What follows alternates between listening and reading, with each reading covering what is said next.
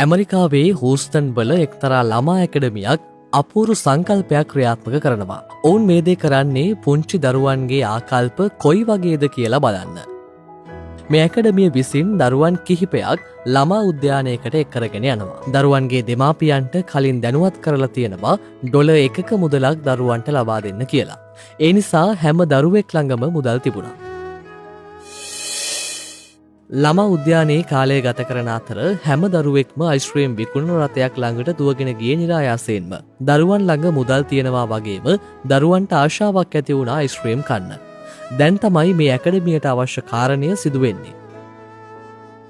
මේ අයිස්ක්‍රීම් රථය ගාවම මුදල් අවශ්‍ය බවට පුවරුවක් සහිතව පුද්ගලයෙක් මුදල් අයද සිටිනවා. දෙමව්පියනුත් දරුවන් එක්ක ඉන්නවා.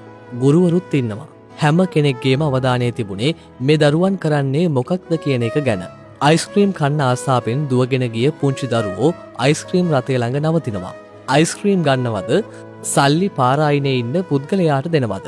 විශ්වාස කරන්න පුංචි දරුවෝ බොහොමයක් Tamanගේ අතේ තිබුණු මුදල් අර පුද්ගලයාට දෙනවා. බලන්නේ දිහා දෙමව්පියන් බලන් ඉන්න විදිහ. ඔවුන්ට Tamanගේ දරුවෝ ගැන ඇතිවුණේ ලොකු සතුටක්. වයස් ભેදයක් නැතුවම පුංචිම දරුවා පවා Tamanගේ මුදල් අර පුද්ගලයාට ලබා දෙනවා. ඒ විදිහට යහපත් ක්‍රියාවක් කරලා ආපහු දුවගෙන ආපු දරුවන් ආදරයෙන් වැළඳ ගන්නත් දෙමව්පියන් අමතක කළේ නැහැ.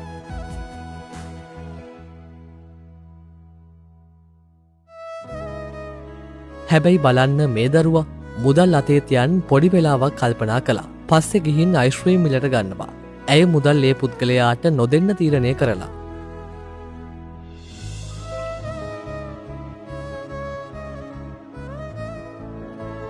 ඔව්, ඇය හිතනවා හැමෝම මුදල් දුන්න නිසා මේ පුද්ගලයාට අයිස්ක්‍රීම් එකක් අරන් දෙන්න. කොච්චර ලස්සනද පුංචි හිත්. මේ වීඩියෝව අපිට ලොකු කතාවක් කියලා දෙනවා.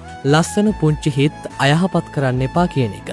දෙමව්පියන්ට තමයි ලොකුම වගකීම තියෙන්නේ Tamanගේ දරුවන්ට යහපත් දේවල් කරන්න උගන්වන්න. දරුවෝ යහපත් දේ කරනකොට ඒ දේවල් අගයන්න. තරඟයට දුවන අධ්‍යාපන රටාව, ක්‍රීඩා හෝ එක එක විදිහේ තරඟ තියෙනවා හැම තැනකම. දරුවෝ ඒවායින් දිනනවාට වඩා සතුටක් දරුවන්ගේ යහපත් ක්‍රියාවන් දැකලා දෙමව්පියන්ට ලබා ගන්න පුළුවන්. ඉතින් යහපත් දේ වෙනුවෙන් ඉඩවෙන් කරන්න. දරුවන්ට කියලා දෙන්න.